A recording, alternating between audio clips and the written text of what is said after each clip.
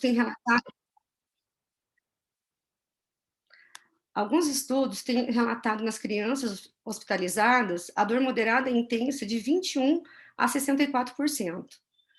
E a incidência de dor é comum entre bebês e crianças, com uma estimativa de 33 a 82% dos pacientes pediátricos hospitalizados, tendo essa dor moderada e intensa, especialmente após procedimentos cirúrgicos.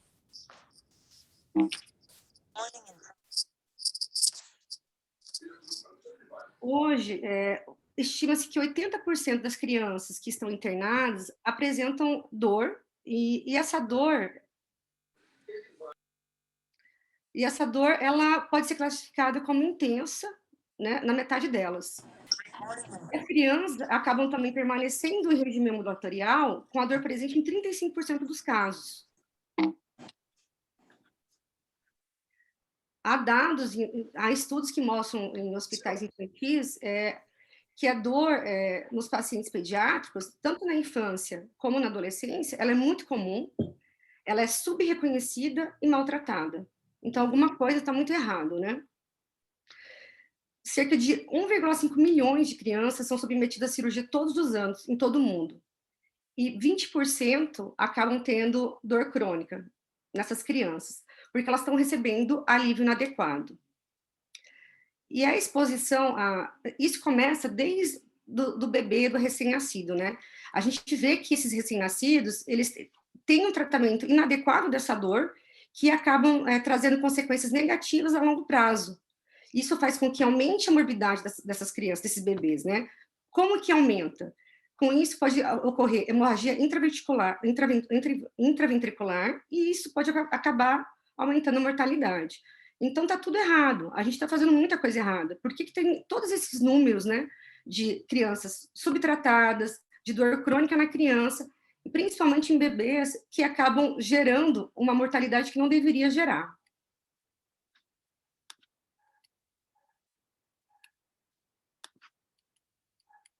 Não está passando o próximo slide.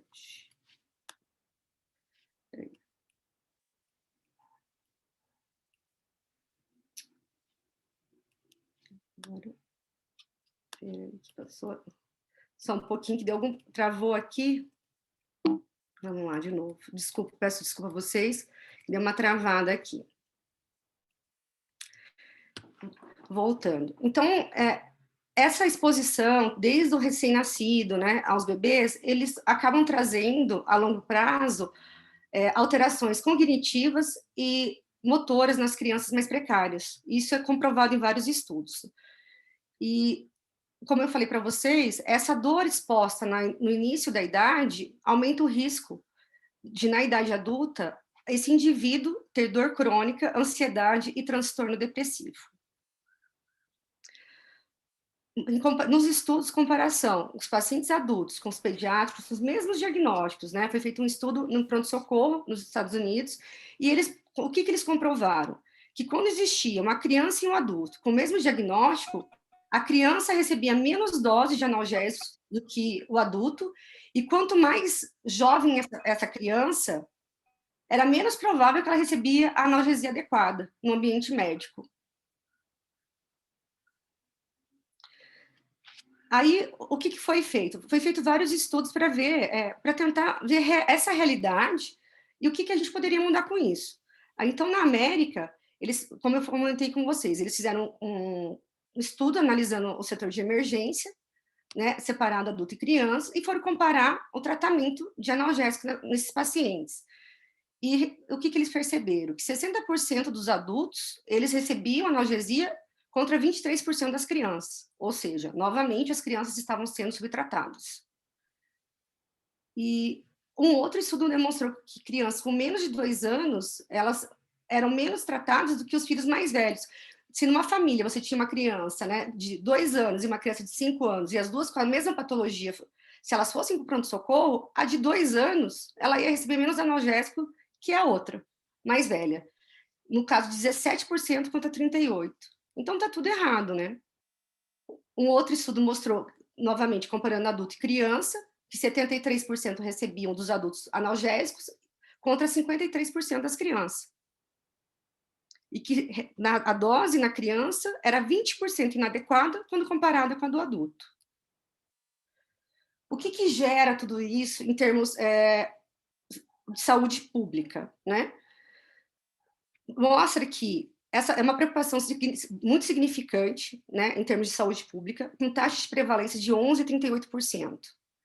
Sendo que dessas crianças, no futuro, 3% a 5% acabam tendo incapacidades significativas. A gente vai para a moda? Vamos deixar ela largar você lá na porta da moda. Eu vou jogar uma... Não sei quem vai pegar você. O que isso poderia ocasionar para a sociedade em termos financeiros, né? Foi analisado nos Estados Unidos essa dor na criança, o que ela poderia ocasionar, e foi constatado que há um custo de 19,5 bilhões anualmente somente nos Estados Unidos.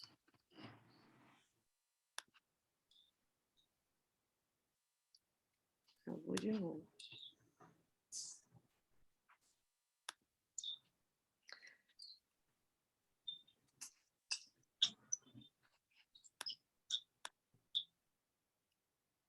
Eu acho que quando entra alguém, acaba travando aqui.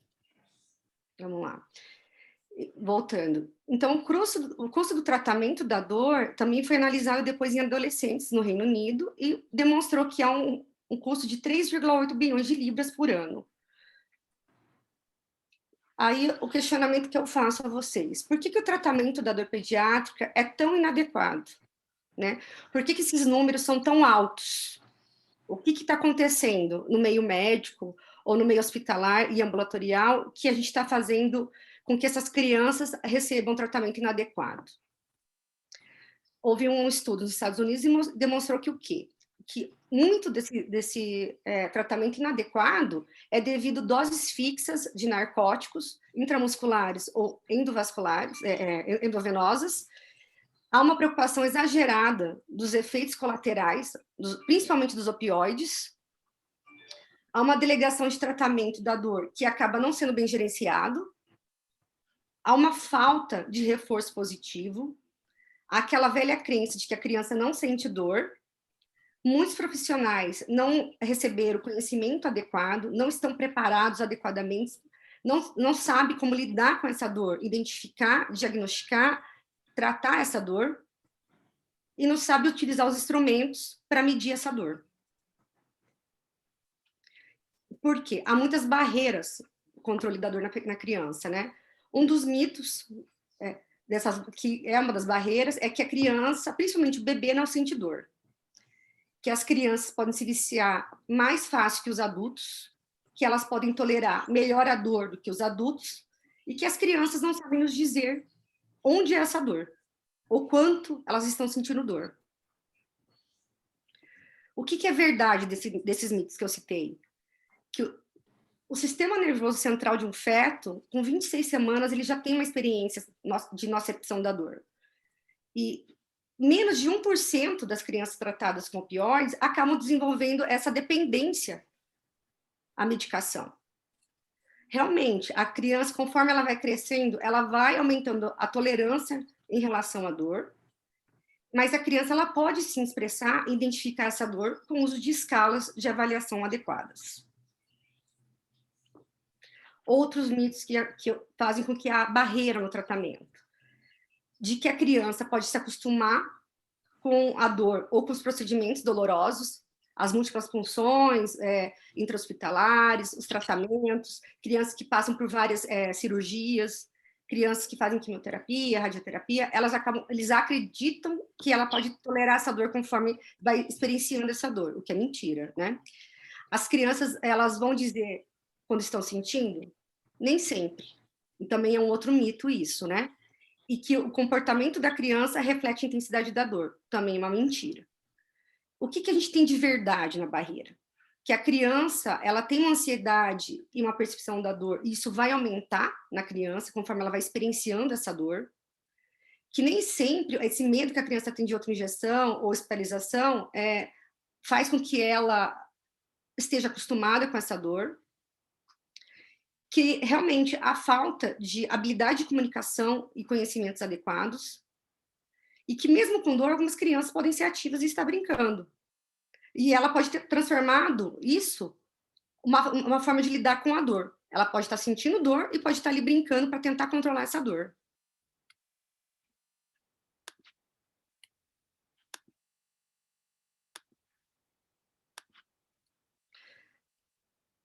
O que tem sido feito, né, para tratar essa dor?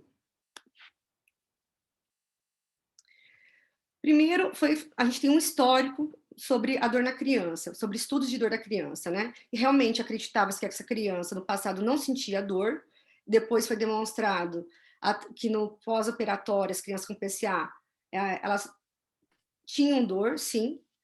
Foi feito estudo em recém-nascidos demonstrando que as crianças tinham dor na ventilação mecânica, em 1994. Em 2006, foi demonstrado em outro estudo que o recém-nascido ele tinha sim uma atividade específica de dor no córtex cerebral, né? E em 2006, essa experiência precoce de dor demonstrou que o indivíduo realmente sente a dor. Então, isso fez com que houvesse uma evolução no conhecimento da dor pediátrica, uma mudança de postura no meio médico em relação ao tratamento da dor da criança. Hoje, a gente sabe que a Joint Commission, ela preconiza, né, a avaliação, a intervenção e reavaliação da dor. Isso deve ser uma prioridade no cuidado, né? Em 2012 e 2013, a Organização Mundial de Saúde na Europa ela implementou os direitos da criança no hospital, com manual e ferramentas para avaliar a dor e melhorar esse tratamento da dor. Isso foi publicado em 2012. E a Child Card também montou um programa para redução da dor na infância, que foi endossado por várias organizações internacionais de saúde, e eles hoje dão treinamento, conhecimento e ajudam a implantar o tratamento adequado, como ter um serviço de dor pediátrica, como montar esse serviço e formas de avaliar esse serviço.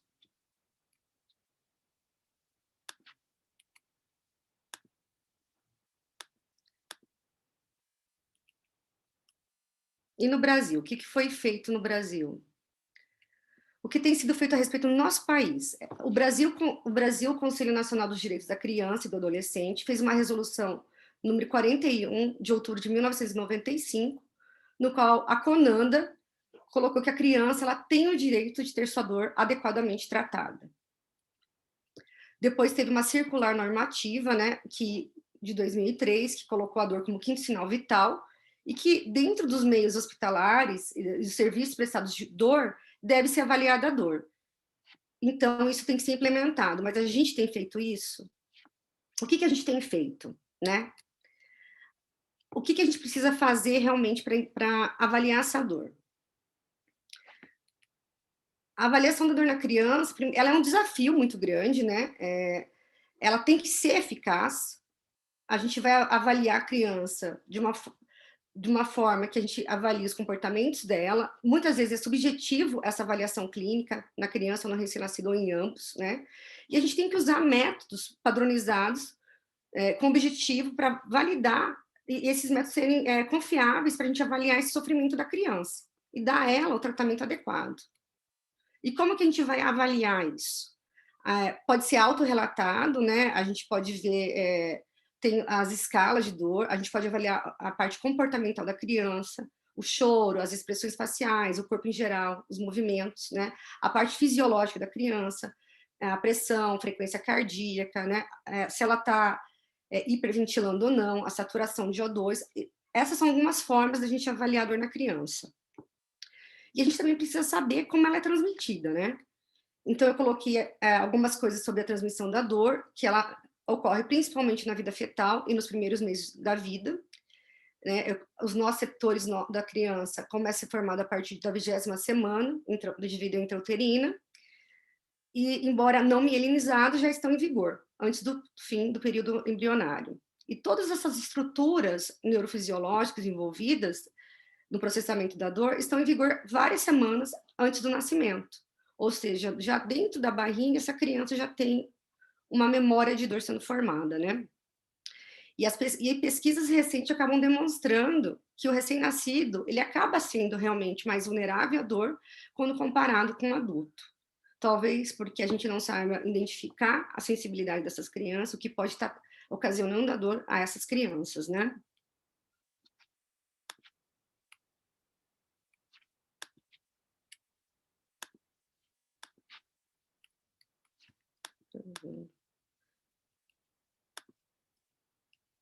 Peraí, que tá travando toda hora.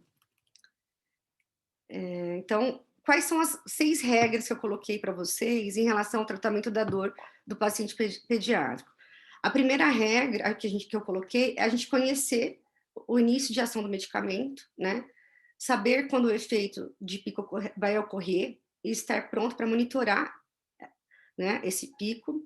Conhecer a duração de ação da medicação, né? Como eu já coloquei, calcular as doses equipotentes com base na necessidade do paciente, e a gente vai ajustar conforme a escala de dor dessa criança. A gente tem que esperar e antecipar a tolerância, né, a essas medicações. A gente vai trocar ou aumentar a dose dessas medicações. E tem uma regra do arranjo de misericórdia, né, que se a criança estiver tomando narcóticos com mais de 24 horas, a gente também tem que iniciar um relaxante osmoticamente ativo. A Academia Americana de Pediatria e a Americana de Dor, o que ela coloca em relação à dor pediátrica?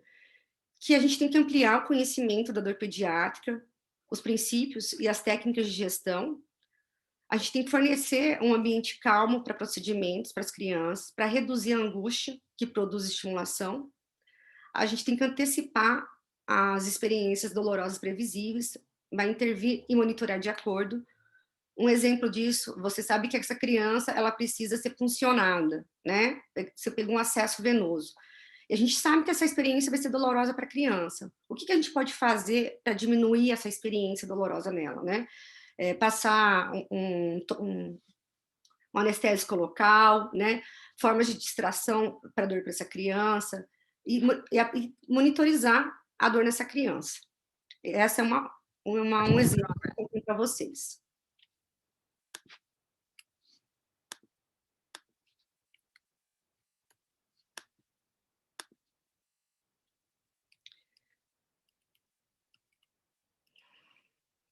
Uma outra coisa que a Academia Americana acaba colocando é que a gente pode usar um tratamento de uma forma multimodal, né? Não só a farmacologia, mas a parte cognitiva, comportamental, físico, para gerenciar a dor e a abordagem multidisciplinar.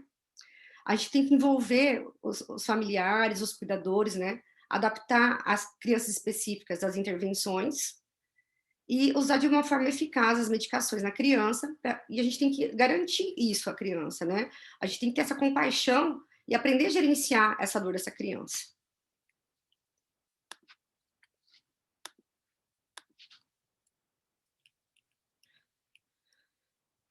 Então, a gente vai medir a dor na criança de que forma? A gente tem 3 maneiras que eu coloquei para vocês que são importantes, né?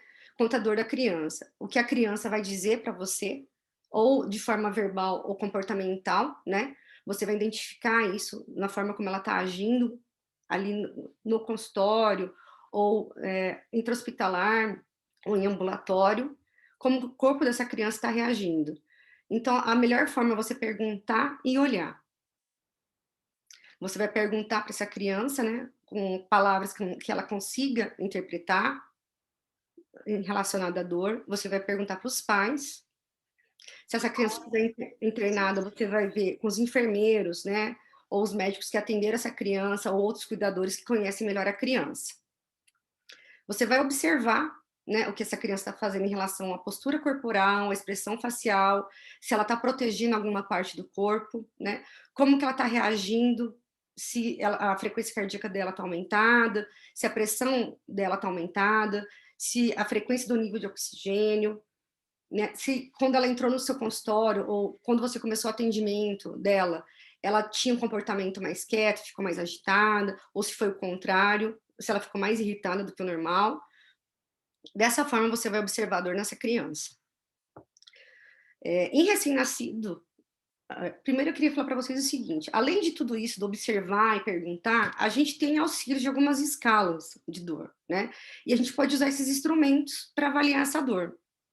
No recém-nascido, existem algumas escalas específicas que eu coloquei para vocês, né? A escala de dor de conforto no recém-nascido, de referência para unidades de cuidados intensivos neonatais, que é o EDIN, o NIPS, né? Que é a escala neonatal infantil de dor, que é mais apropriada para prematuros e recém-nascidos de termo. A PIP, que é a Premature Infant Pain Profile, que é útil para avaliação da dor em procedimentos, né, principalmente pacientes cirúrgicos, você vai avaliar isso. E o neonatal, a NPS, que é o neonatal pain, sobre agitação e sedação, que essa escala é utilizada principalmente em crianças que estão em ventilação assistida.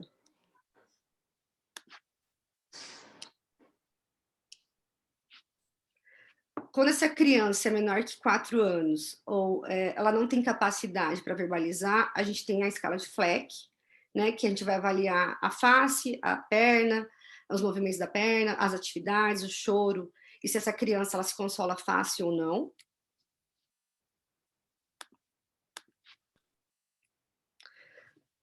Quando a criança tem entre 4 e 6 anos, a gente tem a escala de face revisada, ou a escala de face de Young-Becker, que é validada a partir dos 3 anos, né, que você mostra para a criança e ela pode apontar, ou você pode observar nessa criança essa expressão facial, né? A partir de 6 anos, você tem a escala visual analógica, a escala numérica, né? Você tem, novamente, a escala de face e a escala de Young-Becker para você avaliar nessa criança. E quando essa criança tem uma multideficiência, você pode usar a escala de Fleck revisada. Então, a gente tem esses instrumentos para avaliar a dor na criança. Só que, além desses instrumentos, a gente tem que entender que a experiência da dor na criança tem outras coisas que vão acabar influenciando, que é a idade, as crenças e compreensão sobre a causa da dor, o que essa criança vivencia no meio familiar dela, né? O que ela já experienciou antes de outros contatos de dor, seja coletando sangue laboratorial, ou fazendo procedimentos invasivos ou não invasivos, ou como se alguém na família dela vivenciou alguma dor, essa criança esteve ali, observou, participou disso. Tudo isso vai levar em conta a forma como essa criança ela vai demonstrar a dor e sentir essa dor.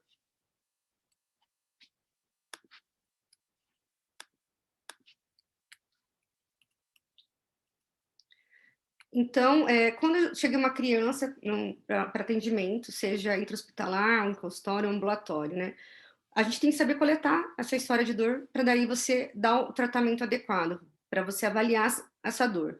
A gente vai perguntar e a gente vai tentar ver as características dessa dor, localização, intensidade, a qualidade, né, a duração, se é uma dor intermitente, se ela é uma dor frequente, se tem outros sintomas associados, o que alivia essa dor nessa criança, o que faz agravar essa dor, né? O que foi feito de medidas, de medicamentos para essa criança, e o que não foi feito, o que pode ter sido aliviado essa dor de forma não farmacológica, né? Um colo, um carinho, assistir um filme, que seria no caso de distração, né?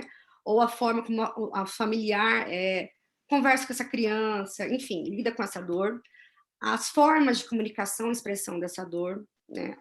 Como eu já relatei antes, as experiências anteriores, né? Se essa criança teve trauma em relação a algum tratamento, se ela tem medo, ou se ela viu alguma coisa no meio familiar relacionada à dor que deixou ela traumatizada.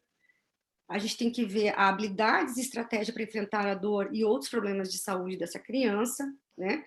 O comportamento tanto da criança quanto dos familiares e o ambiente familiar, se ela está vivenciando uma situação socioeconômica que pode estar interferindo nessa dor, os efeitos da dor na vida diária, tanto da criança quanto da família, e o impacto emocional e socioeconômico.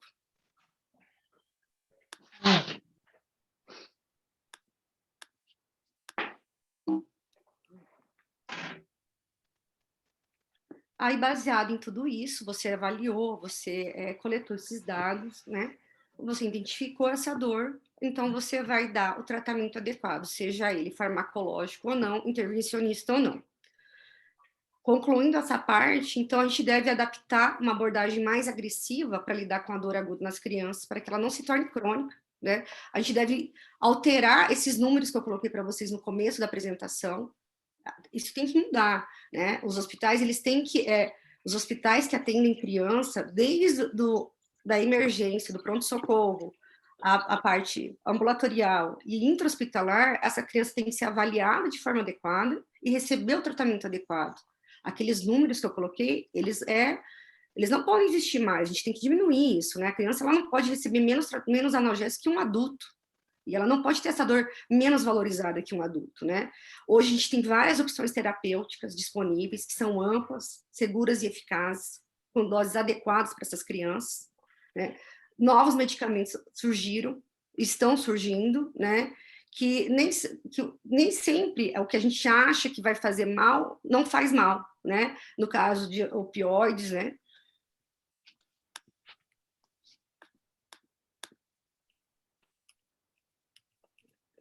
E tanto a dor crônica quanto a dor aguda, ela é um problema generalizado na criança, que vai ocasionar impacto negativo não só na qualidade dessa criança como indivíduo, né? Mas também ela dá um custo econômico para toda a sociedade, não só na faixa etária pediátrica, mas a longo prazo, essa criança vai se tornar um adulto mais propenso à dor, né? E ela vai ter um manejo mais difícil também da dor. E múltiplas internações, aumentando talvez até o tempo de internamento dessa criança, que poderia ser monitorizado de uma forma diferente e tratada de uma forma diferente, aumentando custos não só para convênios, como para o próprio hospital. Se você consegue gerenciar uma dor de uma forma adequada, você diminui a recorrência dessa criança do pronto-socorro, você consegue tratá-la melhor em domicílio, você consegue gerenciar melhor a internação dela, diminuindo o tempo de internação, diminuindo o risco de infecção com isso, né? Diminuindo a exposição dessa criança a outras doenças intra-hospitalares. Consequentemente, esse manejo da dor pediátrico faz com que há uma melhora, tanto no tratamento em termos de qualidade, quanto uma melhora em termos de custos para o hospital e para convênios. Então, é mais ou menos isso que eu queria falar. Agora, quem vai falar sobre o tratamento vai ser o Marcos. Eu não sei se eu falei muito rápido, mas eu tentei mostrar para vocês realmente que a gente tem um desafio no tratamento da dor pediátrica, que ele existe e que muito tempo ele foi colocado embaixo do tapete, né? Que é dessa dor da criança, que era mais fácil fingir que não existia. E a gente só é possível ensinar uma criança a amar se a gente amar essa criança, né? É uma frase que eu gosto muito. Então, começa o tratamento da dor do indivíduo começa já a partir do momento que ele nasce. Essas são as crianças da minha vida, que são os meus sobrinhos, que são meus grandes amores, e os meus afilhados. Eu agradeço. E é isso. Dani, muito obrigado, viu? Muito obrigado. A palestra bem completa, né? Deu uma visão muito boa sobre a avaliação da dor na criança e da oportunidade que nós temos, tanto do ponto de vista humanitário, de melhorar o atendimento da criançada, como também, se a gente pensar como uma oportunidade de business, é uma oportunidade a gente se dedicar a esse assunto, que vamos estar atendendo duas grandes iniciativas. Uma iniciativa humanística, né, de atendimento multiprofissional da dor na criança, que certamente é subtratada. A dor é subtratada no Brasil, nós não vivenciamos o que os Estados Unidos vivencia, que é uma epidemia de uso de opioides, por exemplo. Nós temos subtratamento. Vai ser tema, inclusive, da minha aula no Congresso Brasileiro de Dor, agora em setembro. Convido a todos para estarem conosco. De 4 a 7 de setembro será um congresso totalmente virtual. E também como uma possibilidade, eu vejo que você e o Marcos estão com uma pós-graduação, né? Queria que você depois falasse um pouquinho sobre isso, hein, Marquinhos? Que é uma oportunidade de qualificar o médico brasileiro especialista em dor. Eu não sei se vocês exigem que já seja um médico especialista em dor ou não, mas é uma oportunidade de qualificar, né, os pediatras e os médicos especialistas em dor nessa vertente tão importante, tão subtratada, tão subestimada, que é a dor na criança. Obrigado, Dani. Obrigado, Marcos. Obrigado. Dani, você para de compartilhar sua tela, por gentileza, para eu poder compartilhar a minha? Tá, deixa agora só vir aqui. Obrigado. Peraí. Saiu ou não? Não saiu. Como é que eu faço, gente? Você sabe que eu sou uma negação com esse negócio. É lá em cima mesmo, tem a barrinha vermelha. Stop share. Isso, campeão. Tá contigo, Marquinhos. Obrigado, gente. Beleza, eu que agradeço, gente. Dani, brilhou. Bom, gente, já foi apresentado, né? Então, para mim, ficou essa parte, a parte do manejo da dor. Vou falar do medicamentoso e do manejo intervencionista. A gente vai começar primeiro a falar do manejo medicamentoso, mas antes disso, eu tenho que falar para vocês que vocês, eu acho que a maioria daqui, com certeza, tem experiência em tratamento de dor. Na criança, a gente também não pode pensar com uma cabeça fechada, né? A gente tem que abrir muito nossos horizontes, né? Então, a gente precisa de um tratamento multimodal. Então, a gente precisa, sim, para a gente chegar mais longe, a gente precisa andar de mãos dadas com outras especialidades médicas e não médicas. No nosso caso aqui, a gente sempre tem que trabalhar com a fisioterapia, com a psicoterapia, nutrição. A gente precisa dessas estratégias não farmacológicas para tratar também. Eu não vou abordar isso nessa aula. Vou abordar mais as terapias farmacológicas e intervencionistas. Vou falar um pouquinho de todas essas classes aqui e como eu uso isso na prática clínica, como as evidências, né, mostram isso para a gente e a minha experiência pessoal vou contar um pouquinho para vocês. Então, a gente sempre tem que usar, na hora que a gente está tratando uma criança, é claro que a gente vai ter que olhar ela com uma visão, ampliar nossos horizontes. Então, a gente vai ter que pensar em usar diferentes classes de medicações que agem, né, de formas diferentes para a gente conseguir chegar mais longe. Eu sempre uso a analogia de quando a gente está tratando uma dor, a gente está numa batalha, numa guerra. Então, quando a gente usa só uma linha de batalha, só está lá na linha de frente, a chance da gente ganhar é muito menor do que se a gente estiver lutando em várias frentes diferentes. Então, se a gente puder trazer isso para o nosso tratamento de dor, quanto mais frentes de batalha a gente usa, ou seja, quanto mais medicações com mecanismo de ação diferentes a gente usar, a gente consegue chegar mais longe, tanto no tratamento do adulto quanto no tratamento da criança. Aqui também não é diferente. Aqui, a Organização Mundial de Saúde, ela já aboliu o STEP 2, o segundo degrau da escada analgésica, quando se trata de crianças. Eu vou explicar um pouquinho por quê. Mas, basicamente, a gente tem dor leve e dor moderada forte num outro patamar. Então, o que a gente está vendo aqui é claro que, da mesma forma que nos adultos, ela é crescente e decrescente, você pode subir e descer a escada, então você vai usar medicações não opioides e adjuvantes no primeiro step, e opioides adjuvantes e analgésicos anti-inflamatórios, claro que todos com medidas não farmacológicas, no terceiro step, no segundo step. E aqui, eu vi uma enfermeira, a enfermeira, esqueci o nome dela, enfermeira que trabalha com a doutora Silvia, lá na USP, maravilhosa, e ela falou assim, numa das aulas dela, que os procedimentos intervencionistas eram como se fosse um corrimão, um corrimão da escada analgésica. Então, você tem o corrimão desde o primeiro step. Então, o que eu vou tentar trazer aqui para vocês também, vou falar mais lá para o final da aula, é que a gente não precisa esperar a gente estourar as doses de opioides, a gente estourar os efeitos colaterais, a gente queimar todas as nossas opções para indicar um procedimento. Então, na criança, a gente também está tentando quebrar esse paradigma.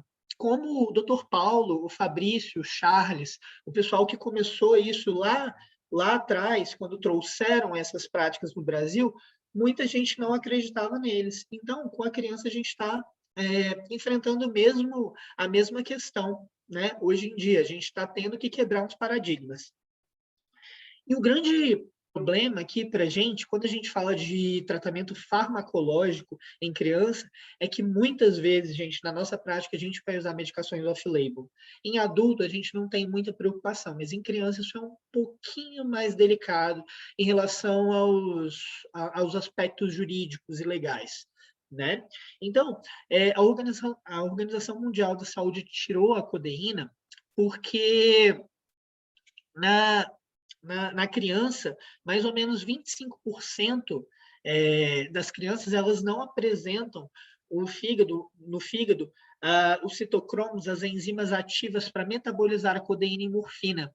Então, como é mais fácil para nós abolirmos a codeína e não usar para poupar esses 25%, do que fazer um estudo genético, citológico, citogênico, é mais barato, então a OMS ela aboliu a codeína e o tramadol em 2017, se eu não me engano, em 2015. E aí foi abolido. E em 2017, o FDA lançou uma recomendação para não ser usada codeína e tramadol em criança. Codeína até os 18 anos e tramadol com menos de 12 anos não é recomendado. Mas aqui no Brasil a gente tem codeína no SUS, né? Então a gente usa, é o que a gente tem. Então a minha experiência ela é enviesada muitas vezes pela nossa população, né? Pelo acesso que eles têm à medicação. Então eu acabo usando sim nesses pacientes. No tramadol, o tramadol eu adoro o tramadol. O tramadol ele parece, né, um antidepressivo, né? Ele tem uma ação de inibição de receptor de recaptação de receptores de noradrenalina e serotonina. E aí ele funciona como um dual, né? Então eu gosto muito para aquelas dores mais neuropáticas e eu quebro a recomendação eu vou contra o FDA e eu uso o tramadol em crianças bem mais novas. Por quê? Principalmente porque eu tenho apresentação em gotas. Então é muito mais fácil para mim, para eu titular essa apresentação, do que eu macerar. Quando se o Carlos Marcel estivesse aqui, que faz doutorado em farmacologia, ele ia pensar que algumas práticas que a gente usa para administrar essas medicações da criança são tipo do século passado, mas muitas vezes a gente faz isso. Com o tramadol a gente não precisa, porque a gente consegue titular a dose 1,1 a 2 miligramas por quilo por dose nas crianças. E é fácil calcular isso quando a gente tem uma apresentação em gotas, né? E aqui mais algumas evidências para vocês que o tramadol ele é sim muito efetivo em comparação ao placebo, em comparação a outras medicações analgésicas e diminui o uso de resgates para as crianças. Então, quando a gente vai falar de analgésicos comuns aqui, a gente pode usar o paracetamol e ibuprofeno. Isso eu peguei da Organização Mundial de Saúde, do Guideline de Tratamento de Dor Pediátrica. Vocês podem olhar também, está disponível de graça. E aqui tem as doses também. Geralmente os pacientes já chegam para mim já usando essas medicações e tal. Eu não gosto particularmente de paracetamol e eu gosto mais da dipirona. A gente tem aqui, e eu adoro esses estudos maravilhosos dos jornais americanos, né? Porque eles descobrem, né? Nossa, dipirona é muito bacana, né? A dipirona ela é muito mais efetiva que um anti-inflamatório não esteroidal, não tem aqueles riscos de sangramento gastrointestinal. A criança, quando a gente dá um anti-inflamatório para ela, ele atrapalha na formação renal, na formação pulmonar, na circulação, no sistema circulatório como um todo. Então, a gente evita essas drogas. E né, eu vejo sempre esses estudos da dipirona, eu adoro procurar estudos de dipirona em jornais americanos, porque parece sempre uma descoberta, né? Descobrimos a dipirona, parece ela é preferível a outras drogas anestésicas, anti-inflamatórias não esteroidais, e ela é muito efetiva, ou tão efetiva quanto, sem efeitos colaterais. Então a gente usa lá naquela escalinha, no first step, né? no primeiro degrau. E aqui, um artigo de 2020 que fala que a dipirona provou ser segura, eficiente, muito bem tolerada em crianças. Assim, eu acho isso fantástico, porque eles nunca vieram aqui no Brasil e a gente usa bastante. Bom, aqui eu trouxe para vocês uma tabelinha para mostrar a idade recomendada para a gente usar alguns anti-inflamatórios aqui. Então, veja, gente, quase nenhum anti-inflamatório a gente pode usar em criança, né? A gente está autorizado pela bula para usar em crianças. Então, eu particularmente não uso muito na minha prática clínica, porque, assim, eu só trabalho com dor hoje, então meus pacientes vêm já com dores crônicas, então eu normalmente evito essas medicações anti-inflamatórias não esteroidais. É uma coisa que tem então, as doses aí, se vocês quiserem usar, mas eu particularmente não gosto. O que eu gosto mais é o Toradol, cetorolaco, né? Ele também tem uma recomendação em bula para ser usado em 12 anos de idade, mas a gente também extrapola para baixo, né? Eu já vi muita gente usar no centro cirúrgico com crianças muito menores, né? Então, é seguro, é eficaz e com menos efeitos colaterais que os outros anti-inflamatórios, né? Bom, dor moderada severa, gente. Dor moderada severa, a gente vai ter que usar opioide, a gente vai ter que saber. Uma coisa interessante para a gente ter noção disso é que a gente pensa que a criança em si, ela demora, né? O organismo dela demora para metabolizar os opioides como adultos. Na verdade, a gente tem muita preocupação com os prematuros e os recém-nascidos.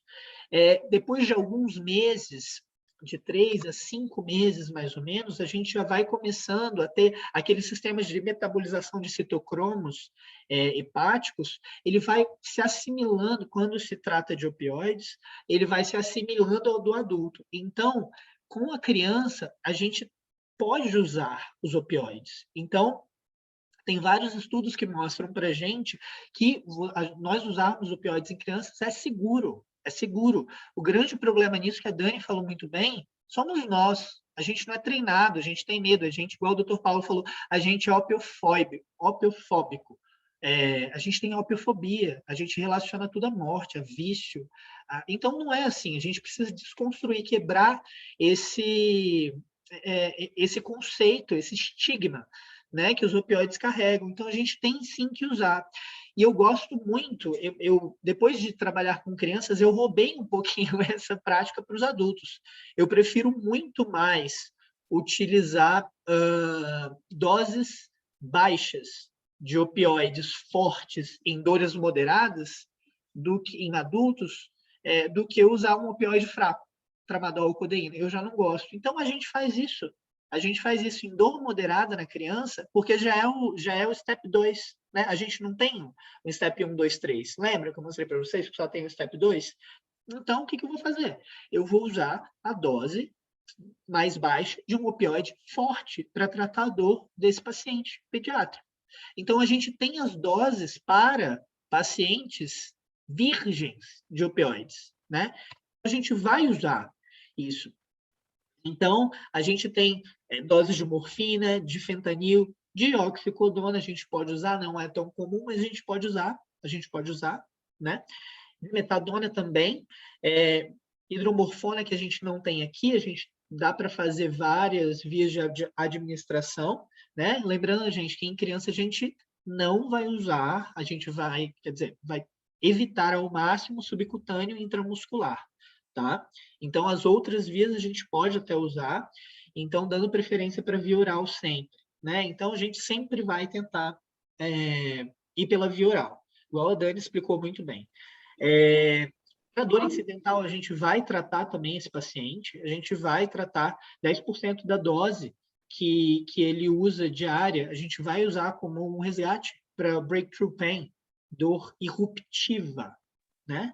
Então, a gente vai usar isso para o paciente pediátrico também. A gente pode usar. E também tem esquemas de você fazer isso e descontinuar isso na criança. Então, a gente não entra com o opioide e tira o opioide da nossa cabeça. A gente tem protocolos para fazer isso. Então, a gente tem que seguir esses protocolos.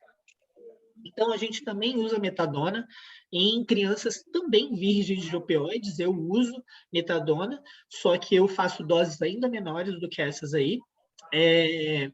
E eu gosto da metadona porque ela além dela ser disponível, é uma droga barata, uma droga eficaz, e é uma droga que eu posso, que eu tenho menos tomadas do que a morfina, né? De uma duração, de uma meia-vida um pouco maior. Meia-vida é variável, mas assim, o número de tomadas é menor do que o número de tomadas de morfina. Então, é uma medicação que as crianças sentem, é mais fácil você administrar, mais fácil para todo mundo lembrar, para a mãe dar, para a criança não reclamar. Eu amo a metadona, né? Então, eu gosto muito, eu sou muito fã dessa medicação. E a gente usa também muito fentanil transdérmico, eu uso muito nos meus pacientes. Eu também sou da equipe de cuidados paliativos e de dor oncológica do Hospital da Criança de Brasília. Então, muitas vezes a gente quer mandar esse paciente embora. Ele está com doses altíssimas de opioides, a gente tem fentanil transdérmico. Só que tem um detalhe, gente. A criança ela descama muito mais do que o adulto. Então, isso eu tive que pegar e estudar isso, porque tinha um paciente meu que começava 47, 48 horas de fentanil transdérmico, parava de funcionar. Por quê? Tem um artigo que mostra isso também. Esqueci de botar aqui, mas mostra que na criança você está autorizado a trocar de 48 em 48 horas o PET de fentanil, né? Então ele não vai durar 3 dias, igual no adulto. Ele não vai durar, não adianta. Ele vai durar menos dias. Então ele dura menos. Então a gente tem que ter isso em mente quando a gente vai prescrever, vai fazer o uso de fentanil transdérmico no nosso paciente, né? Eu botei aqui esse estudo. Então, ele fala, se necessário, você pode mudar o PET para 48 horas, ao invés de 72 horas, pela descamação desse paciente. Então, tem as doses ZEC analgésicas, a gente tem que respeitar isso. Vocês se entendem, a gente nunca vai iniciar um PET de fentanil num paciente virgem de opioides. Na criança, a mesma coisa, né? A gente vai usar os adjuvantes, eu não uso corticoides na minha prática clínica, normalmente a gente usa mais para cuidados paliativos, ou eu sempre tenho contato bem próximo com os oncopediatras, quando a gente precisa usar um corticoide, normalmente é para edema cerebral, em pacientes que têm tumor do sistema nervoso central, que é a grande maioria dos meus pacientes. Então, eu não uso e não tem evidência para dor óssea, tá? Então, dor óssea, corticoides, a gente não tem evidência, né? Então, dor neuropática, a gente vai usar tricíclico, a gente vai usar gabapentinoide, né? A gente tem doses seguras e label, né? De bula para crianças, de amitriptilina e nortriptilina. E a gente tem solução de nortriptilina. Ou a gente pode manipular. A gente muitas vezes não acha essa solução, mas a gente pode mandar manipular essa solução. Então, eu uso muito como adjuvante. Eu uso em muitos pacientes, né? Então, é uma medicação que ajuda o paciente a dormir melhor, né? Então, muitas vezes é uma angústia da família, uma angústia do paciente que não dorme. Imagina, nossos pacientes adultos ficam angustiados, imagina a criança, né? Então, a gente pode usar os gabapentinoides. A pregabalina, ela não tem bula para menor de 18 anos, tá? Então, eu sempre prefiro usar a gabapentina. Então, claro que para um paciente um pouco maior, você considera, mas lembra que é off-label, a pregabalina. Então, em criança, gabapentina. Então, a amitriptilina e gabapentina para síndrome de dor complexa regional tem evidência, a gente pode usar. Cetamina, eu adoro cetamina. A gente, inclusive, faz os curativos de muitos pacientes. Hoje, lá no Hospital da Criança, a gente faz com cetamina, então gosto muito de usar. Clonidina, não uso muito. A doutora Silvia, nas masterclass dela, que ela geralmente ministra, eu gosto de ver. Ela fala que é fã da clonidina, ela ama a clonidina. Eu não tenho uma prática muito grande com isso, até porque quando você vai usar no paciente falciforme, né, quando você diminui muito a pressão, você favorece as crises vasoclusivas. Estou terminando aqui. Precedex a gente usa muito, mais uma sedação paliativa, talvez. PET de lidocaína a gente pode usar em neuroses pós-herpéticas, em dores neuropáticas estranhas, igual eu conversei com o Dr. Paulo esses dias. Canabinoides, queria falar um pouquinho aqui para vocês, os canabinoides.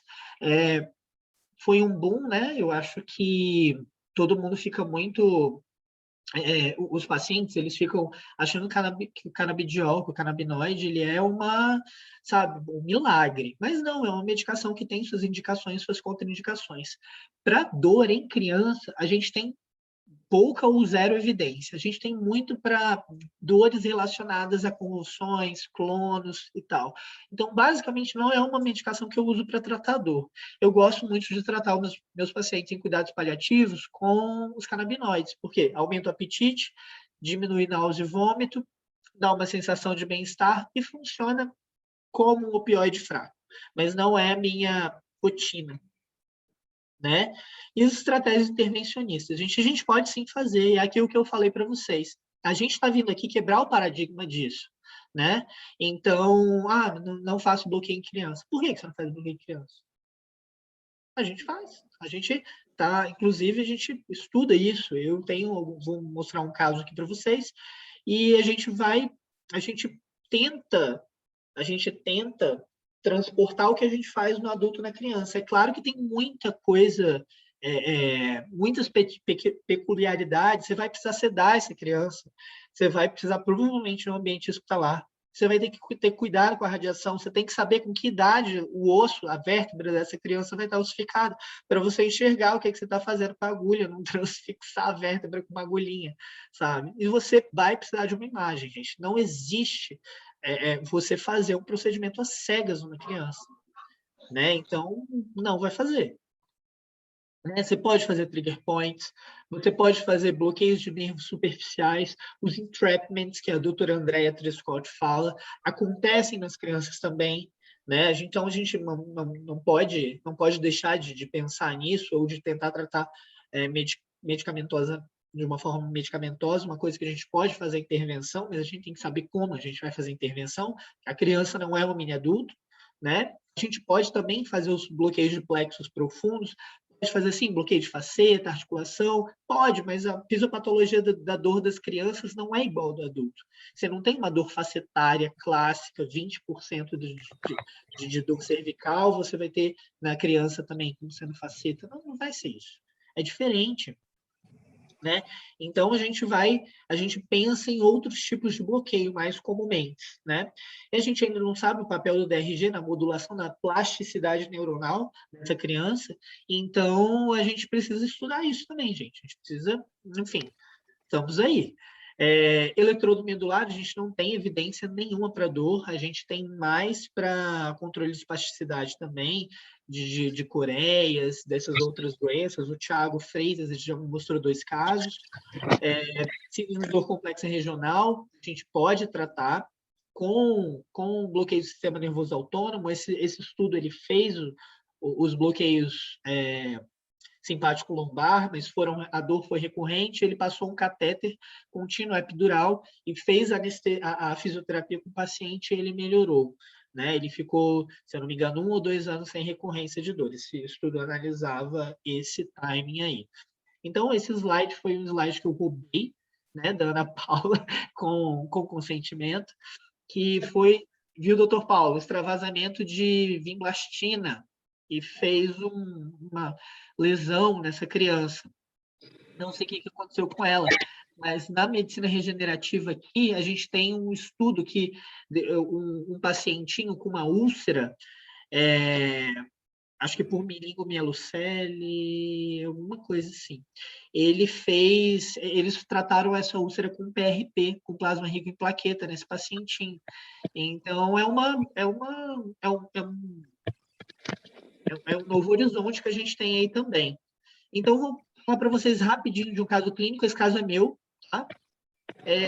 Vou falar o nome, que é a Sarinha, né, minha paciente, 14 anos, acompanhava junto com um monte de gente lá no Hospital da Criança, desde 2017 comigo, doença falciforme SS, pai esquizofrênico e mãe depressiva, crises álgicas vasoclusivas, ela internava mais ou menos 2 vezes por ano, em uso de hidroxiureia, ácido fólico, vitamina D, amitriptilina, 25 mg um comprimido à noite, gabapentina de 12 em 12 horas, e dipirona, ibuprofeno e codeína para resgates. Né? Quando não resolvia, ela ia para o hospital. E ela estava com dor zero repouso e 3 movimentos. Ela evoluiu com dor à deambulação, dor ao repouso, dor em quadril bilateral. Não foi eu que examinei, isso foi uma das crises vasoclusivas dela, então eu não sei que manobras, né, que eles fizeram, né, para suspeitar de uma necrose asséptica de cabeça de fêmur. Gente, é muito comum em paciente falciforme, com doença falciforme. Então, a Sara não é diferente. Ela teve isso bilateralmente, tá bom? E precisei aumentar tudo. Gabapentina, 388, metadona, 5 de 8 em 8, morfina de resgates e amitriptilina. Mantive a dose. Perdi o paracimpo ortopedista. O que você vai fazer? Aí ele falou, não, vamos fazer infiltrações recorrentes de corticoide até ela chegar à umidade para fazer prótese de quadril. Eu falei, não, peraí, não vamos fazer isso. Aí, óbvio que eu não falei isso com ele, né? Falei depois. E aí, o que eu pensei? Eu tinha feito o curso lá do Singular, eu aprendi a denervar um quadril. Eu não sabia denervar um quadril. E, assim, fui denervar o quadril da Sara, sim. Fiz a denervação do quadril com os ramos sensitivos do femoral e do obturador.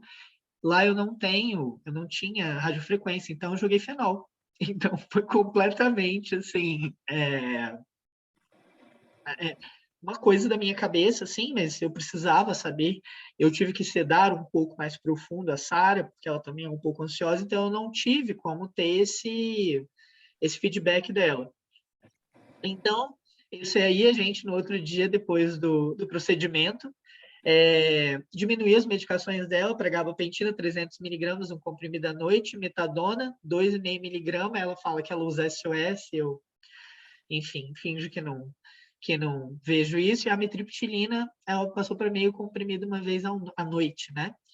E ela conseguiu progredir na fisioterapia, hidroterapia, o VS de repouso dela, e o VS é um movimento 1 a 2, né? Então, eu acho que, assim, uma coisa que eu estou querendo fazer, provavelmente vai ser um objeto de estudo meu, e porque eu tenho muitos pacientes, né, com necrose vascular de cabeça de fêmur, e a gente pode mudar a vida dessas pessoas, né? Então, também com a medicina regenerativa, a gente pode, esse é um slide de uma aula que eu dei também, que a gente pode tentar mudar a história natural desses pacientes, se a gente colocar alguma coisa ali para fazer esse paciente ficar mais funcional, porque a gente vai tirar uma prótese de quadril de um paciente jovem e vai tornar ele funcional, né? Ele vai melhorar a dor, a gente vai mudar a vida dessas pessoas, a gente vai poder dar um futuro para elas, né? Uma coisa que elas iam ser pessoas com PNE, com necessidades especiais, né? Pessoa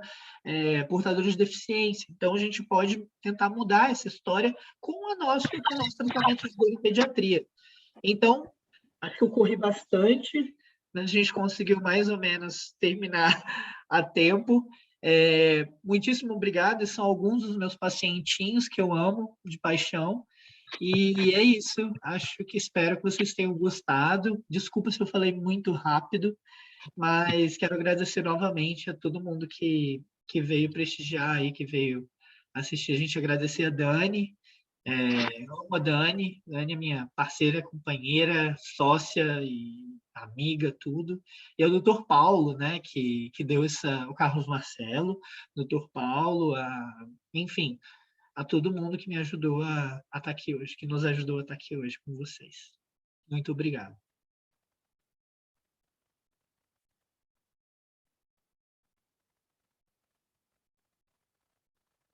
Doutor Paulo? Gente, não sei se o doutor Paulo está aí. Então, vocês têm alguma pergunta? Obrigado, Dani. Muito bom mesmo. É muito difícil ter que falar em 40 minutos tudo sobre dor pediátrica, né? Sendo que cada coisa é uma aula, né? A intervenção é uma aula, só a radioscopia é uma aula, só a ultrassom é uma aula, só a medicina regenerativa é outra aula, só a avaliação de dor na criança é uma aula, né? Só a política de dor na criança é uma aula, a implementação de serviço é outra aula. Então, é muito complicado falar em pouco tempo, por isso que a gente tenta dividir, a gente tenta dar uma pincelada no geralzão, né? Mas, amigo, você sabe que eu sou fã de carteirinha. E, realmente, a parte de intervenção na criança, ela veio para melhorar muito a qualidade e tem que ser mais implantado, assim, nos serviços, eu acredito. Não, com certeza. Gente, vocês têm alguma dúvida? Vocês querem saber sobre alguma coisa, alguma prática? Eu queria ver quem está online. Eu vou parar de compartilhar, que eu acho que vai mostrar tudo. Bastante gente online, né? Muito obrigado, né, a todos vocês que estiveram aí. Vocês têm alguma dúvida, alguma pergunta? Querem perguntar alguma coisa? Eu imagino que todos vocês tenham experiência com o tratamento de dor, mas eu não sei se vocês estão interessados também em tratamento de dor de criança, na criança, se querem saber alguma coisa. Muitos podem ser anestesistas ou neurocirurgiões, ortopedistas, que têm prática nisso. Eu não sei se alguém aqui mais tem, alguém queria dividir a sua experiência aqui com a gente também. Sei que a Aline está aí. Oi, Aline.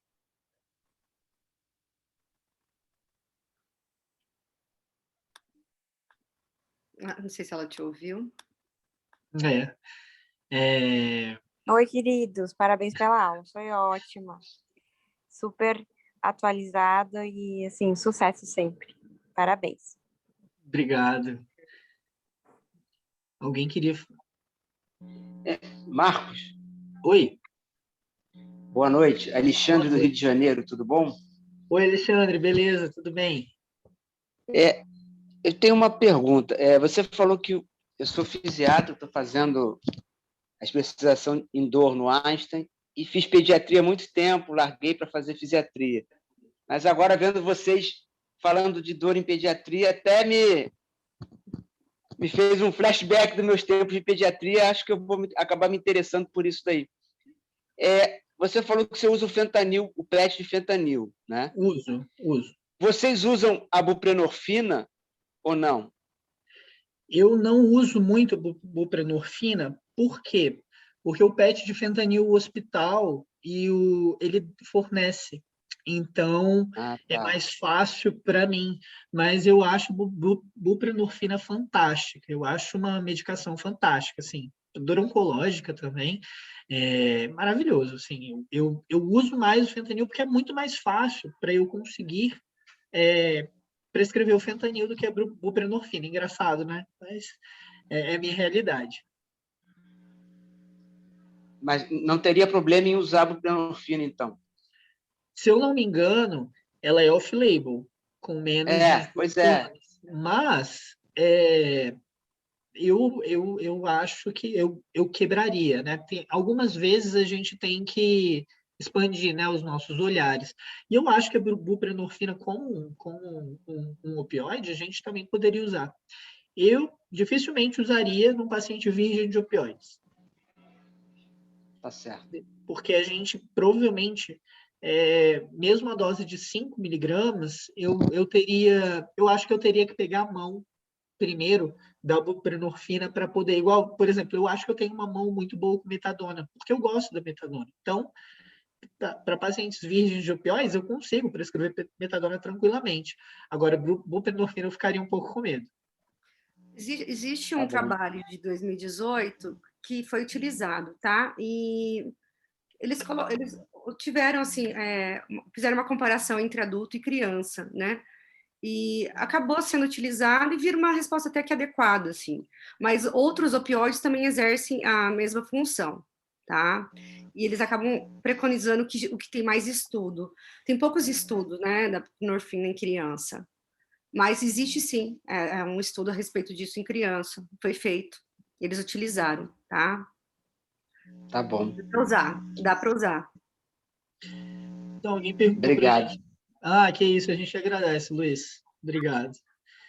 Alguém perguntou aqui, boa noite, qual a doença mais prevalente no meu consultório que motiva a dor? Bom, vou começar, tá, Dani? No de adultos, você perguntou mais de crianças, né? Eu tenho, meu consultório do Hospital da Criança, ele é ligado à oncologia. Então, a minha amostra é completamente viciada a oncohemato. Então, eu acho que seria doença falciforme. Então, eu acho que eu tenho uns 3 times lá de doença falciforme, de pacientes com doença falciforme.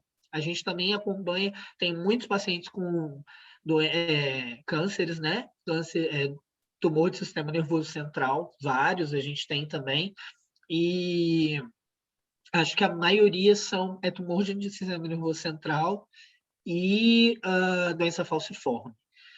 E todos eles experimentam dor em 1 hora do tratamento, e a gente tem que estar lá, né? Então, muitas vezes, os colegas lá, eles mandam esse paciente mais precoce, né? Então, é uma coisa que ajuda bastante a gente tratar esse paciente, porque a gente começa um pouco antes, a gente não espera falhar tudo para tentar outras coisas. Então, é uma coisa bacana, assim, eu gosto, me motiva bastante, né? Eu gosto muito. Eu tenho uma equipe maravilhosa lá comigo. Eu acho que a anemia falciforme é bem prevalente, né? Dor oncológica também. Dor oncológica também é bem alta. Mas hoje existe várias linhas para criança, né? É que, como a gente falou, não é muito divulgado, né? E geralmente o pediatra acaba tratando, e quando chega para nós, já chega com dor refratária, né? Síndrome regional complexa, crianças que já tentaram tudo quanto é tipo de tratamento dela, acaba chegando a um médico de dor pediátrica. Até porque, como tem pouco, e é pouco divulgado, geralmente é o conhecido que acaba te encaminhando, é um paciente que já tentou de tudo, daí a mãe vai pesquisar e acaba te achando em redes sociais, na internet, e acaba no seu consultório. Por isso que a gente fala que é uma área da dor, não só da dor da medicina em ascensão, né? Sim. Como agora, por isso eu quis preconizar bastante os números para vocês, porque é uma área que futuramente vai ter que ser implementada nos hospitais, a parte do dor pediátrico, ter um serviço adequado, com uma equipe multidisciplinar, né? Ser tratada de forma adequada essa criança, assim como a dor no adulto teve uma evolução, a dor na criança vai ter. A gente acredita que em 5 anos ela vai se tornar uma coisa mais frequente, os hospitais terão mais equipes de dor pediátrica, e com isso a gente vai conseguir ter o melhor manejo da dor na criança, menos dor refratária, menos internações, menos custos também. Com certeza, né, Dani? A gente precisa se preparar, porque é muito diferente, gente, da dor do adulto. Muda tudo, né? Principalmente na parte de intervenção, é tudo muito diferente, assim. Então, a gente precisa se especializar. Então, não adianta a gente achar que faz, a gente tem que realmente sentar, estudar, ter prática com aquilo. É um universo diferente. Então, é desafiador, mas é muito gratificante. Com certeza é uma área de business, que o doutor falou, né? E eu acho que a gente tem que olhar com carinho, né, para essa área, tanto como melhoria de qualidade no nosso serviço de saúde, como melhoria, autocapacitação também. Por isso que a gente acabou buscando implementar a pós, né? A gente montou essa pós, porque no Brasil não tem formação de dor pediátrica, muito menos intervenção em dor pediátrica, né? A nossa primeira pós, a gente buscou fora conhecimento, formação, né? A gente foi buscar fora, né? A gente ainda continua estudando, agora, recentemente, eu e o André, a gente está estudando a parte de neuromodulação em criança, né? A gente está fazendo uma especialização só sobre neuromodulação, para trazer isso para a parte pediátrica. A gente também está estudando a medicina regenerativa, que também vai vir com tudo daqui para frente, tanto no adulto quanto na criança, a gente acredita também. E então a gente busca coisa fora para trazer para cá, né? A gente sempre continua estudando. E a respeito da nossa pós, a gente vai dar desde o básico até a parte mais avançada. Então a pessoa não precisa ter necessariamente formação em dor, né? Porque a gente vai ensinar o básico, né? Como pegar um ultrassom, como interpretar a imagem, como fazer uma radioscopia, como interpretar a radioscopia, as imagens, né? Como avaliar a criança, como a parte de semiologia da criança, tanto você fazer o questionamento quanto o exame físico. A parte multidisciplinar, a gente vai associar outras coisas na criança também, hipnose, fotobiomodulação, né? A parte de neuromodulação, implante de bomba, a gente vai explicar, a gente está trazendo tudo isso para pós, e até a parte de medicina regenerativa também, na criança. Falou bem, Dani. Que chique. Bom, boa noite. Existe alguma diferença na condução da fibromialgia na criança quando comparada ao adulto? Sim, com certeza. A fibromialgia, né, que a gente recebe, é a fibromialgia juvenil, né? Então, muitas vezes, a gente vai... medicamentosamente, no manejo medicamentoso. Normalmente eu acompanho esse paciente junto com o reumato, é o reumato que me manda esse paciente. Mas a gente tem que realmente pensar e revisar, rever esse diagnóstico, porque a gente fica naquela de, tipo assim, às vezes o paciente ele tem uma sensibilidade mais aumentada, mas ele realmente tem uma bursite, ele realmente tem uma tendinite, ele realmente tem uma dor em quadril, né? Ele tem uma dor em mãos, alguma coisa que a gente pode e deve abordar. Então, é aquilo que falo para vocês. Principalmente na criança, eu não acredito que seja uma causa só, aquela dor toda. Eu sempre acompanho muito em conjunto com as outras especialidades, muitas vezes eu vou com esse paciente na fisioterapia, reexamino com o fisioterapeuta esse paciente, e eu uso, sim, gabapentinoides, antidepressivos e até mesmo opioides nesses pacientes, mas em geral eu não uso muito. E estou começando com canabinoides para esses pacientes, mas assim, não estou tendo uma resposta boa para a dor. Eu melhoro outros sintomas, como sono, sensação de bem-estar, mas dor,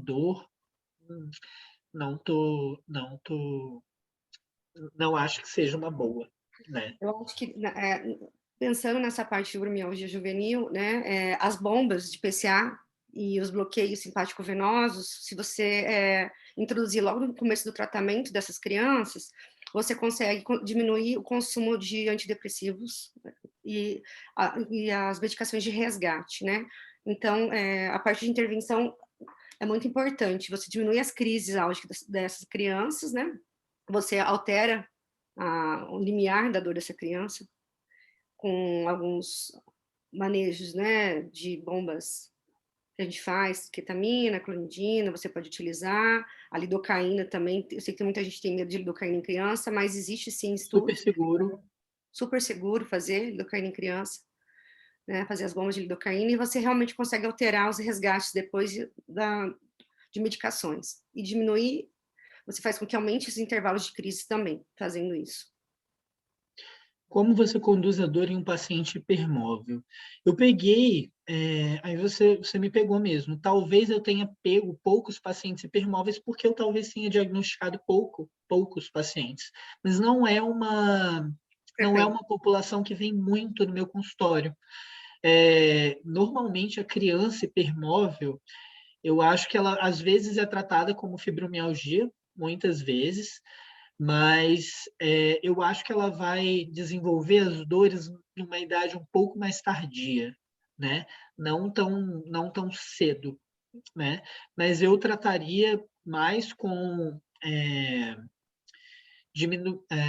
medicamentos que diminuem a sensibilidade, né, central, que fazem uma modulação, como que mesmo, antidepressivos, gabapentina, mas eu acho que eu pegaria pesado nas manobras de fisioterapia para ela não hiperestender ainda mais, e teria que ter uma abordagem multidisciplinar, principalmente com a família, para fazer uma fisioterapia adequada, uma reabilitação adequada que, como eu vou dizer, prevenisse as dores futuras desse paciente, que é um grande problema, né? Que a gente pouco diagnostica durante da infância, como cefaleias, né? Alguns outros tipos de doença, e essa dor vai chegar lá pela neuroplasticidade muito pior. Eu acredito que com os hipermóveis isso seja bem verdade, viu?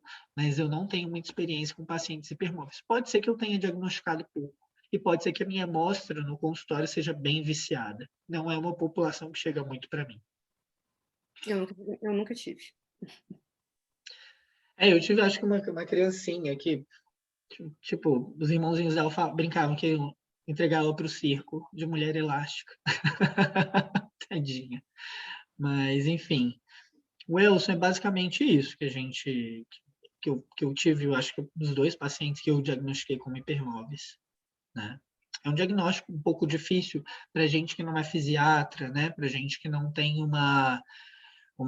porque os pacientes eles já vão para reumato e para o fisiatra, eles não me mandam muito esses pacientes, mas eu acho que é isso, eu que agradeço. Acho que eu também pensaria em fazer um pouquinho de ondas de choque, talvez, mas teria que sedar esse paciente. Talvez até fotobiomodulação, né? Você utilizar a fotobiomodulação nessa criança, você consegue também alterar a parte inflamatória e consegue diminuir talvez essa questão da extensão, flexibilidade. Eu acho que você consegue ter um bom controle. E não é tão invasivo. E medicina regenerativa, né? A gente podia jogar inibidores de anti-TNF, anti-interleucinas ali e modular a dor desse paciente. Acho que seria uma coisa bacana. Bom, mais alguma dúvida, pessoal? Vocês querem perguntar sobre mais alguma coisa? Saber alguma coisa da pós? Saber alguma outra coisa de consultório, de tratamento, doenças, bloqueios?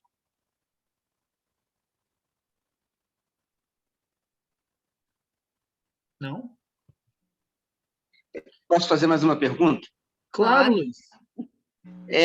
Você falou logo no início da codeína que você, assim, em adulto, a gente raramente, quando trata de dor, usa codeína. Muito embora eu caia no mesmo problema que você. Eu trabalho no Hospital Público do Rio de Janeiro e o que tem é codeína, então vai de codeína mesmo. Codeína, ué. Mas a explicação que você deu foi por conta da metabolização hepática, do citocromo P450, daquelas enzimas todas que na criança ainda você pouparia o fígado. E aí você disse que usa o tramadol. Mas o tramadol é uma prodroga, né? Ele também é convertido no fígado em óleo desmetil tramadol, e pelo mesmo sistema. É mais raro você ter esses metabolizadores muito rápidos ou metabolizadores muito lentos do tramadol comparado com a codeína em criança. O que a gente vê, eles estão fazendo muitos estudos agora. Eu procurei alguns deles, mas ainda não estão saindo. Mas tenho entrado em contato, principalmente com essas pessoas que estudam a dor pediátrica, que estão usando mais o tramadol do que a codeína e estão vendo uma eficácia maior e menos efeitos colaterais do tramadol do que a codeína. Eu também não sei, Luiz, se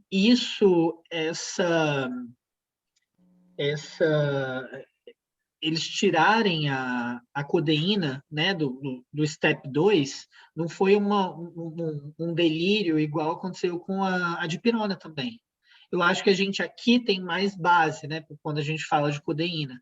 Mas eu também não vejo muito esses metabolizadores que você está falando. Eu prescrevo, assim, para crianças, raramente elas já vêm com codeína para mim. Eu talvez prescreva algumas vezes quando eu estou em desmame de opioides. Em desmame de opioides, aí eu penso, às vezes, numa codeína, mas eu não vejo isso que a Organização Mundial de Saúde fala. Como 30% dos pacientes pediátricos, assim, primeiro ano não tem, 5 primeiros anos não tem, eles têm uma imaturidade desse sistema metabolizador de codeína, de citocromos, né? E com o tramadol, a gente usa na UTI, a gente usa com criancinhas e funciona. Eu uso bastante. Lá na UTI pediátrica. Obrigado. De nada. Valeu. Perguntaram sobre a bexiga neurogênica, né? Em criança.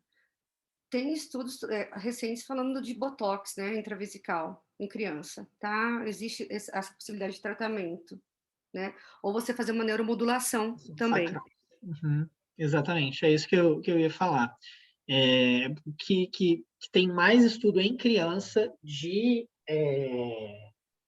implante de eletrodo em bexiga neurogênica. Em bexiga neurogênica e em implante de eletrodo sacral. E eu acho que é o que mais a gente tem evidência. Para dor, a gente ainda é pobre, né? Pobre em evidência, né, Dani? Para neuroestimulação. A maioria dos estudos, né? É difícil você conseguir acompanhar, fazer um follow-up, porque a família pode mudar, a criança também, às vezes, não consegue levar sempre a criança, né? De ética. Passar no comitê de ética, tudo isso daí, né? Mas, ó, eu pensei em realmente, botox e neuromodulação sacral para essas crianças. É o que eu pensaria. Tá? Você já teve caso de dor? complexa regional com sequela de rigidez articular que reverteu a sequela com tratamento. Eu tive 2 pacientes com síndrome de dor complexa regional e eu consegui melhorá-los com pediátricos, tá, gente? Adultos, infelizmente, tive vários. Pediátricos eu tive acho que uns 2, né? Mas eles não chegaram nesse estágio de rigidez. A gente tratou precocemente, agressivamente, com bloqueio, com catéter, com fisioterapia, e graças a Deus, eu não cheguei. Em adultos, eu já tive esse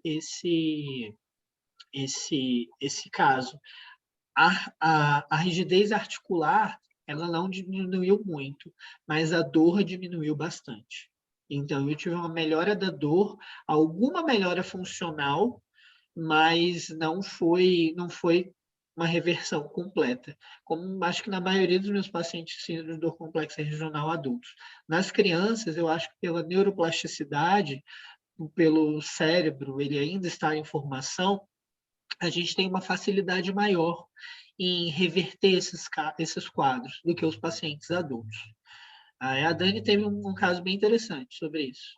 Eu tive uma criança, né, de uma tala engessada, né, que teve várias crises de dor, internações, foi parar até na UTI pela dor, né, e acabou tendo um rebaixamento e tudo mais, e chegou para mim depois de passar por vários especialistas, né, e ela tinha, assim, uma contratura na mão direita, uma dificuldade, e a gente conseguiu fazer um bloqueio de sistema nervoso autônomo, um gânglio era membro superior, né, então eu fiz um estrelado e ela teve uma boa resposta, né, a gente conseguiu, assim, resolver 100% não, mas melhorou uns 80%. Eu tô até aguardando, a criança melhorou tanto que a mãe me manda mensagem que ela tá bem, por enquanto a gente não precisou fazer mais nada, tô vendo até quando vai isso, já faz uns 8 meses. Fisioterapia pesada, né, Dani? Fisioterapia pesada e psicólogo acompanhando, e antidepressivo, né, também.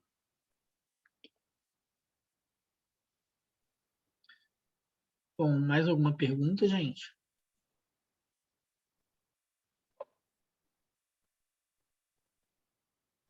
Alô? Temos alguém conosco ainda?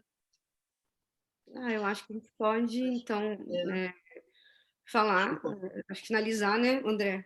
E quais antidepressivos vocês usam mais? A amitriptilina nas crianças, né?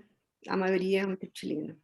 Eu gosto muito também da nortriptilina, que a gente faz solução e dá para você colocar algum sabor, né? Também. Então fica mais tranquilo, né? Mas a amitriptilina tem no SUS, né? Então às vezes é o que a gente tem. Então é tricíclico, a gente tem evidência, não é off-label, tá, gente? Então a gente usa, né? Eu tentei algumas vezes duloxetina com pacientes um pouco maiores, não tive bons resultados, tá? Para dor, né? Mas tem muitos pacientes que fazem uso, né, de fluoxetina e tal, só que aí né, não tem ação na dor. A gente tem não vê. estudos também, assim, não seria um antidepressivo, mas ele tem ação, né? Ele acaba agindo dessa forma. O tapentadol chegou agora no Brasil, também é utilizado em criança, tá? Lá fora. Então, eu não utilizei em nenhuma criança aqui, mas também existe essa possibilidade. O tapentadol, ele tem ações antidepressivas, né? Mas ele não é um antidepressivo. Pois é, a gente usa mais a amitriptilina e a nortriptilina.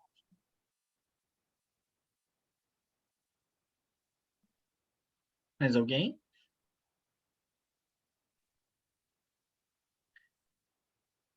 Bom, acho que o pessoal já está saindo.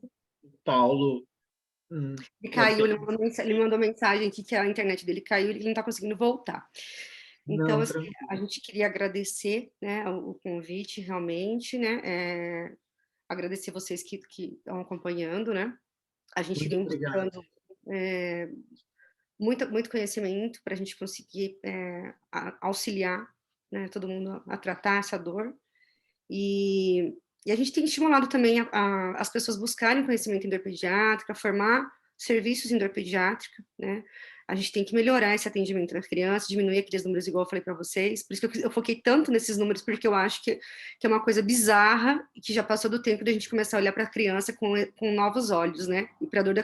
E colocar mostrar a importância dessa dor e mostrar que muitos adultos, talvez, tenham hoje dores reflexo de atendimentos e manejos inadequados da infância, né? Eu acredito. Muita dor refratária no adulto hoje é causa disso. Então, eu e o André, a gente está à disposição para quem precisar, né? Sempre. E depois também eu passo o meu e-mail, né? Se precisarem entrar em contato. E a gente está com essa pós-graduação aí para novos formadores de opiniões e para novos formadores de atendimento de dor pediátrica, que a gente acha que futuramente vai ser obrigatório em todo hospital onde atende criança, né? Ter um especialista em dor pediátrica para saber manejar e também montar uma equipe e implantar protocolos de atendimento, desde da entrada no hospital à internação e acompanhamento pós-alta. Acho que é isso. É isso. Se alguém precisar de alguma coisa, discutir algum caso, a gente está à disposição também. Eu deixei meu e-mail aqui, meu Instagram, tá? Enfim, o Paulo, todo mundo tem meu telefone. Se vocês precisarem também, vou deixar aqui, tá? Vou deixar. 488-8719. Se vocês precisarem, tá? Entre em contato com a gente é legal. A gente é uma passador pediátrica. A gente quer que as crianças sejam tratadas da forma que elas merecem. É isso aí. Boa noite. Muitíssimo obrigado. Dani, muito obrigado. Obrigada. E obrigado a todo mundo que participou aqui com a gente. Enfim, é uma honra para nós podermos falar com vocês. Muitíssimo obrigado, uma boa noite. Aos nossos professores, né, que a gente não estaria aqui se não fosse os professores que nos incentivaram e nos ensinaram a parte de dor, né, desde Carlos Marcelo, Paulo Renato, né, o Charles, Fabrício, André Marcelo, eu, a doutora Gabriela Lauretti, né, lá em Ribeirão, o doutor Palhado. Então, acho que a gente tem que agradecer que essas pessoas nos incentivaram. E eu também agradeço ao pessoal lá de Toronto que me ampliou a visão da dor pediátrica e me fez chegar até aqui hoje. Obrigado, pessoal. Boa noite para vocês. Boa noite a todos.